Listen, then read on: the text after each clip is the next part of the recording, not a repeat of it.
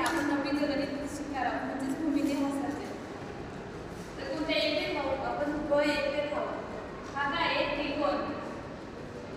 काय हा? त्रिकोण. या त्रिकोणाला आपण नाव देऊ.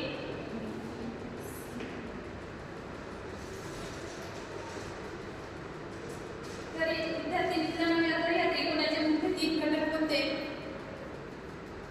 ABC.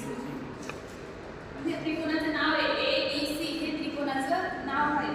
तर त्याचे मुख्य 3 घटक सांगायचे. तर त्या त्रिकोणाचे 3 मुख्य घटक आहेत: बाजू, कोन, शिरोबिंदू. बाजू, कोन, शिरोबिंदू. तर ह्या त्रिकोणात किती अंशाचे कोन तयार होतील? 3 कोन तयार होतील. किती किती अंशाचे होतील ते कोन तयार? किती अंशाचे?